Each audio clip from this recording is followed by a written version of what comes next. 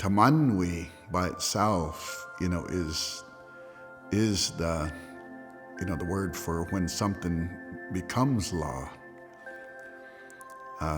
But when we talk about the Creator's law, and the kamun I tamanwiya, when He had created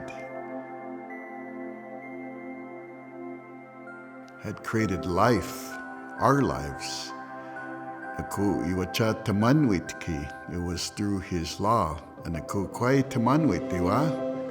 And that law is waunakshash, our body, tamna, our heart, ku wakishwit, and our life, our spirit.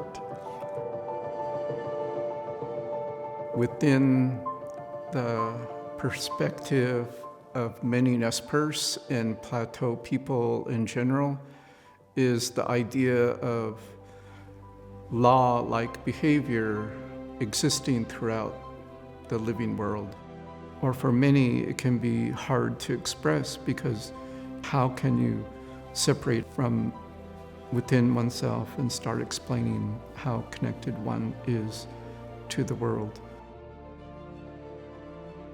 I had this one assignment in college, and it was about laws and state laws, county laws, and then I brought up this tamaalwit law. It's my law, and it's the first law known to me.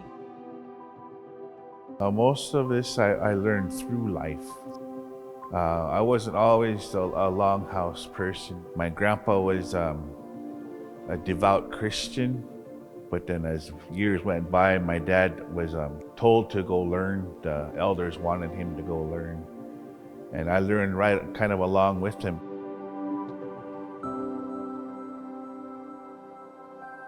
Contained within this interconnected life is a promise.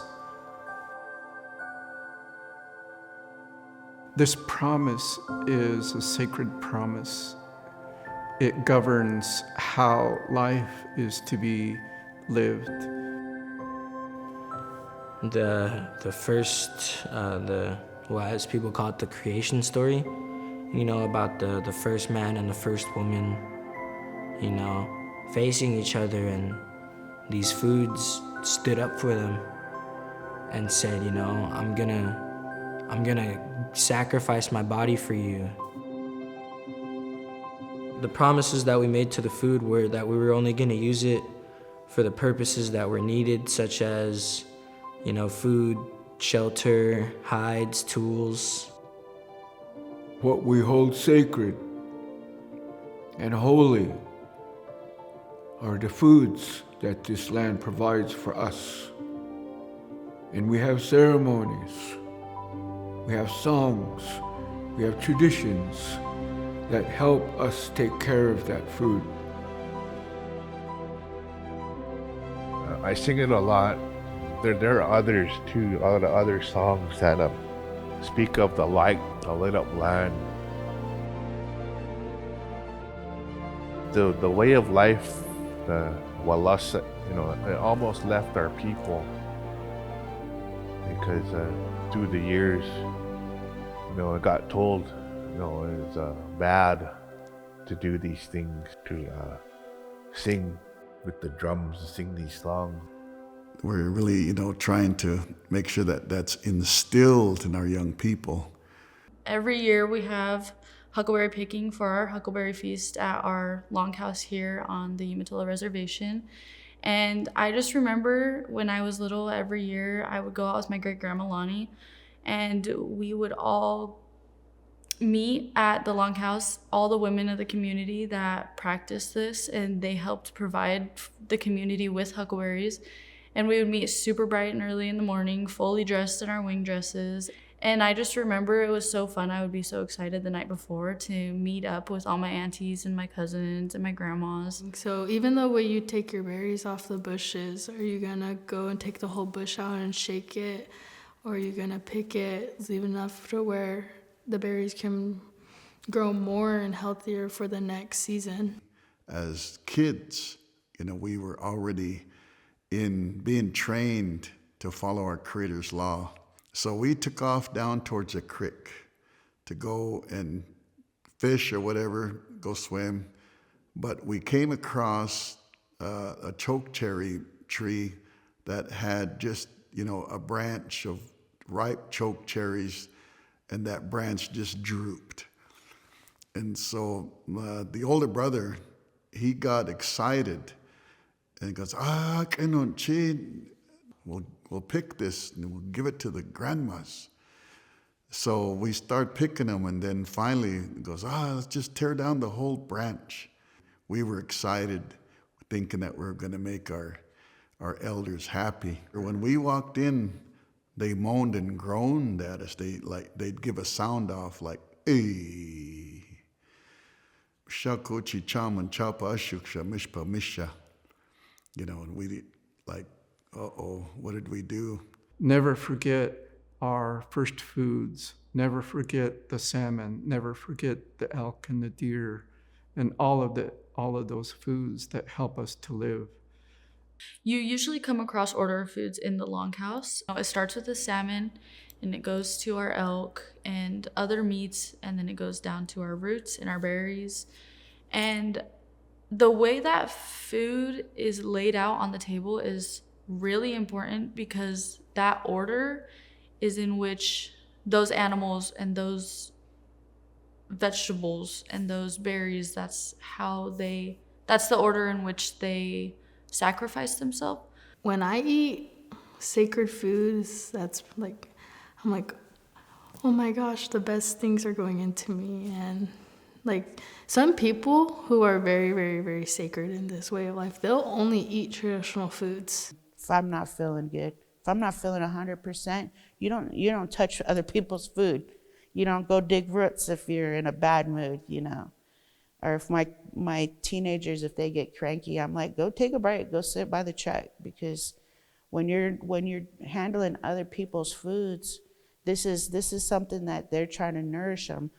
A lot of the times the elders will be really happy to have, all the traditional foods, because they know that we internally know that is medicine to us, and to gather and to share it with other people is also medicine to us. My teacher, who was my great grandma, she is no longer here, but she taught me that, and I know that she would want me to carry it, and she would want me to teach people who have no idea what that is, and she would want me to teach my children and my grandchildren and my cousins who have no idea. The way I was brought up, I was raised in Portland, away from a lot of my family over here in Nez Perce country.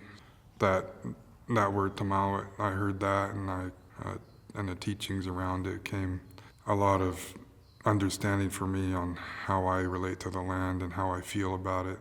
Something that was a part of me was missing, so when I came here, it was like I was whole.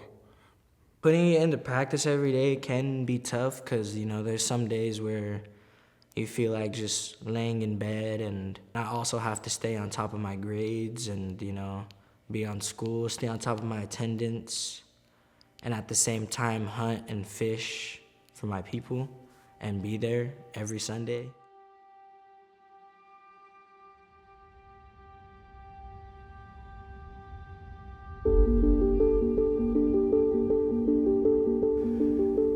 Today we are a modern people, and there are, of course, modern laws which govern how life should be lived, including how property is understood to be applied in the world. And these are very difficult concepts, because at times they override and kind of conflict with this idea of our tamaalwit. A lot has been overtaken. There's so many people here now, and it's almost like the land can't almost keep up with the demands of the people.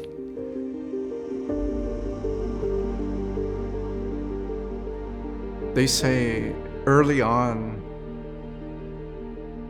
that when we turn towards the darkness and consume the world around us in ways that violates the life principles.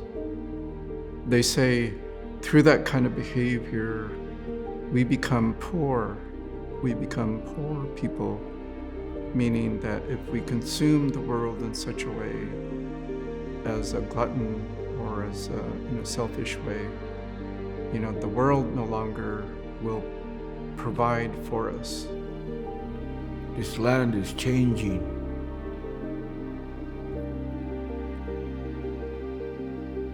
This is why it's important. We all have to come together so that this land can continue to take care of us. Take care of our grandchildren, our great-grandchildren. Look forward to that time when Indians and non-Indians go forward on the same path. There can be, new discoveries in science, and it's often goes back to something that we have known for, the whole time, is that those ancient teachings have validity as well. If we follow and we continue to follow these laws and take care of each other and the land and the water and our foods, and we continue to feed each other, and we will gain our strength back. We will. We all have our different ways that we interact with our environment and how we keep that interaction good for ourselves and for the earth, because what we do affects us.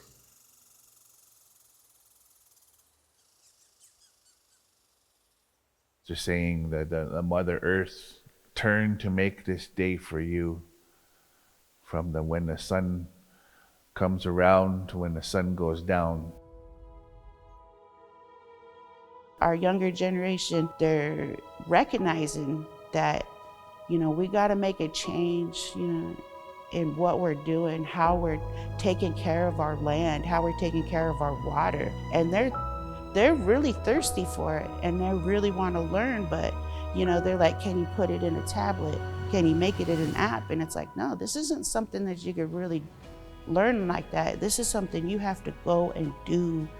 I don't want to be the last generation that, gets to experience the old way of life and how things used to go and how things worked and, how we did everything we did. So I just, I hope that, I can teach my kids and my kids can teach their kids and continue on from generation to generation. Again, thank you. That's all.